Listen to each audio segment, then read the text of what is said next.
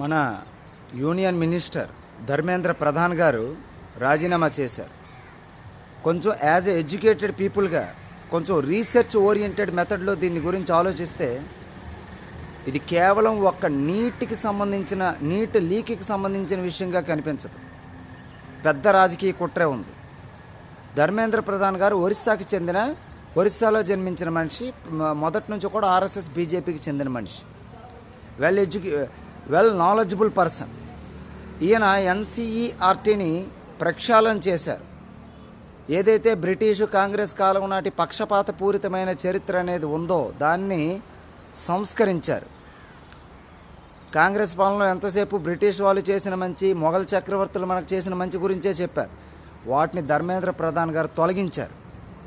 మన దేశపు రాజుల యొక్క గొప్పతనం, మరాఠాల యొక్క గొప్పతనం, ఛత్రపతి శివాజీ గొప్పతనం, చోళ, చేర, పాండ్య, ఇలాంటి కాకతీయ ఇలాంటి రాజుల గొప్పతనాన్ని గురించి మనకి తెలియని ఎన్నో విషయాల్ని వాళ్ళ గురించి అందులో చేర్చారు ధర్మేంద్ర ప్రధాన్ గారు. అలాగే 1975 ప్రస్తుతం ఎవరైతే కాంగ్రెస్ మహానాయకుడు రాహుల్ గాంధీ ఉన్నాడో వాళ్ళ నాయనమ్మ ఇందిరాగాంధీ ఎమర్జెన్సీని పెట్టి కొన్ని వేల మంది, లక్షల మందిని చంపి కొన్ని లక్షల మందిని జైల్లో పెట్టి ఒక అరాచక పాలన చేసింది.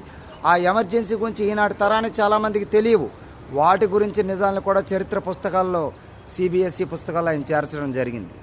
ఒకసారి ఆలోచించండి. ఇవన్నీ ఆలోచిస్తే ఎందుకు ధర్మేంద్ర ప్రధాన్ గారు మాత్రమే రాజీనామా చేయాలని ఈ బొద్దింకలు, ఈ అవినీతి కాంగ్రెస్ పార్టీ కోరుతున్నాయో మనకి ఇక్కడ అర్థమైపోద్ది. అదే సందర్భంలో మొఘల్ చక్రవర్తుల యొక్క అవినీతిమయమైన పాఠాలను తొలగించారు. ఆటోమేటిక్గా వాళ్ళని తొలగిస్తే ఎవరికి కోపం వస్తుందో మనకి సులభంగా మనం అర్థం చేసుకోవచ్చు. ఇది పాయింట్ నెంబర్ 1. ఇంకోటి, ఇదేదో నీట్ లీక్కి సంబంధించింది మాత్రమే కాదు, ఎన్జిఓస్ యొక్క అవినీతికి సంబంధించింది కూడా. ఏంటంటే ఎన్జిఓస్ అంటే ఎవరైతే ఫేమస్ క్రికెటర్సు, సెలబ్రిటీసు, సినిమా స్టార్స్ ఉంటారో వాళ్ళు ఎన్జిఓస్, నాన్ గవర్నమెంట్ అఫీషియల్స్ పేరుతో రకరకాల సంస్థల్ని నడుపుతూ ఉంటారు. ఏంటి ఆ సంస్థలు అంటే, ఫర్ ఎగ్జాంపుల్ సల్మాన్ ఖాన్ ఒక ఎన్జిఓ సంస్థ నడుపుతున్నాడు. ఆయన తన సొంత డబ్బులు ఏవి ఖర్చు పెట్టడు. ఈ ఎన్జిఓకి విరాళాలు వస్తుంటాయి విదేశాల నుంచి, దేశ విదేశాల నుంచి. ఆ వచ్చిన డబ్బుల్ని పేద పిల్లల కోసం ఖర్చు పెడుతున్నట్టు పెడుతూ ఉంటాడు. కానీ పాకిస్తాన్కి కూడా కొంత ఫండింగ్ అనేది ఆయన ఇస్తున్నాడు. మన యువరాజ్ సింగ్ కెన్ అని ఒక సంస్థ క్యాన్సర్ పేషెంట్ల కోసం నడిపిస్తున్నాడు. అలా చాలామంది పంజాబ్లో కొంతమంది సెలబ్రిటీలు ఇలాంటి స్వచ్ఛంద సంస్థల పేరుతో నడుపుతున్నారు. వాడికి దేశ విదేశాల నుంచి ఫండ్స్ కలెక్ట్ చేస్తున్నారు. ఇక్కడ చాలామందికి నాటి తరానికి తెలియని విషయం, పంజాబ్లో కొంతమంది సెలబ్రిటీలు, కొంతమంది క్రికెటర్లు తాము కలెక్ట్ చేసిన ఫండ్స్ని ఖలిస్తాన్ టెర్రరిస్టుల కోసం యూజ్ చేస్తున్నారు. ఈనాటి తరానికి కొంతమంది ఖలిస్తాన్ అంటే తెలియపోవచ్చు. ఖలిస్తాన్ అనే మూమెంట్ పంజాబ్లో నడుస్తుంది. అక్కడ కొంతమంది పంజాబ్ని సెపరేట్ కంట్రీగా చేయాలని ఉద్యమం చేస్తున్నారు. వైలెంట్ వేలో ఉద్యమం చేస్తున్నారు. ఇండియా నుంచి విడిపోవాలని వాళ్ళు ఉద్యమం చేస్తున్నారు. అలాంటి వాటికి పంజాబ్లోని కొంతమంది సెలబ్రిటీలు, క్రికెటర్స్ హెల్ప్ చేస్తున్నారు. ఇలాంటి ఎన్జిఓస్కి దేశ విదేశాల నుంచి 24,000 కోట్ల రూపాయలు సొమ్ము వస్తుంది. దాంతో దేశం బయట ఉన్న దేశద్రోహులకి సహాయం చేయడానికి ఆ సొమ్ముని వినియోగించబోతున్న ఎన్జిఓస్కి మోదీ గారు షాక్ ఇచ్చారు. ఆ 24,000 కోట్ల రూపాయలని ఫ్రీజ్ చేశారు, నిలిపేశారు.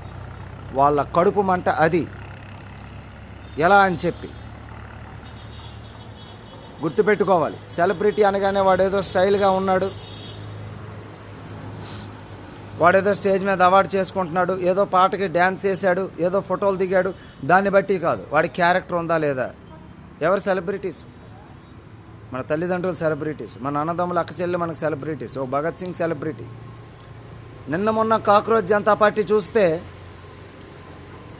ఈ అభిజిత్ దీప్కే స్టేజ్ మీద ఒక పోలీసుని నిలబెట్టాడు. ఈ పోలీసు మన కాక్రోచ్ జనతా పార్టీ విధానాలకు ఆకర్షితుడై ప్రభుత్వానికి వ్యతిరేకంగా మనతో చేరుతున్నాడని చెప్పాడు. యాక్చువల్గా వాడు నకిలీ పోలీసు. వాడు కాక్రోచ్ జనతా పార్టీ యొక్క సభ్యుడే. వాడికి పోలీసుల వేషం వేసి ఇలాంటి అబద్ధాలు, అకృత్యాలు, ఎన్నో అబద్ధాలే వాళ్ళ అస్త్రాలుగా సాగుతున్నాయి. దేశం ఇంత క్లిష్ట సమయంలో ఉంటుండగా మనం మన గౌరవ ప్రధానమంత్రి గారితో ఉండాల్సిన అవసరం ఎంతైనా ఉంది.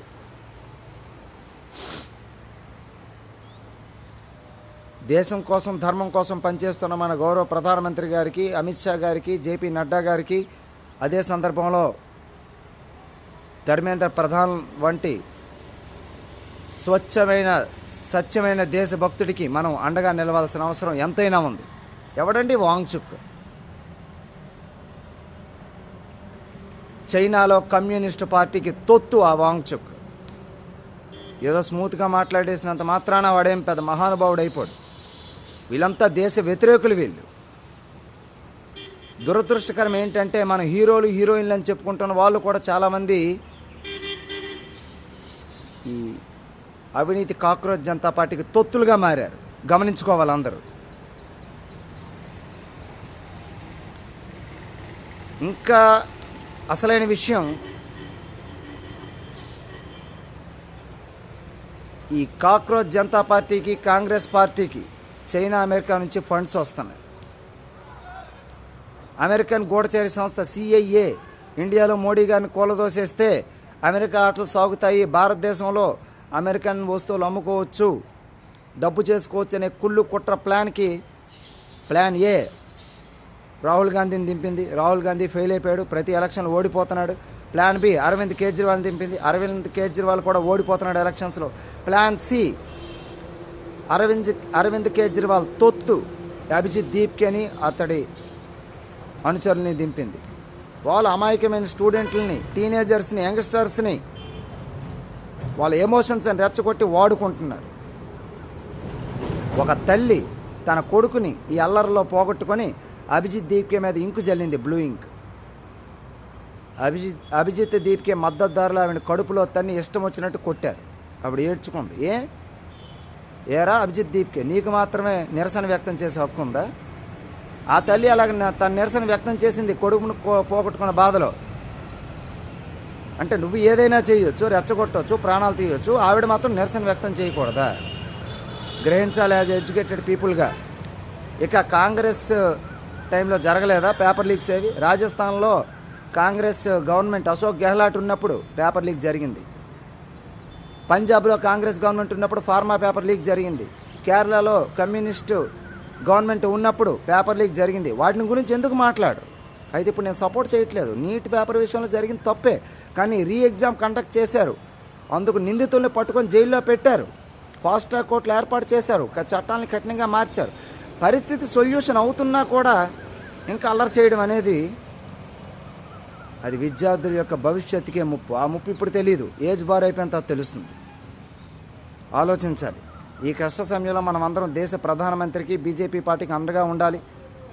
ఆ గణపతికి, మీ ఇష్టదైవానికి ప్రార్థించండి. దేశం ఈ క్లిష్ట పరిస్థితుల్ని బయటపడి మన గౌరవ ప్రధానమంత్రి మోడీ గారు, బీజేపీ మళ్ళీ వైభవపేతంగా ఉండాలి. ప్రపంచంలోనే నెంబర్ 1గా భారతదేశం ఎదగాలి.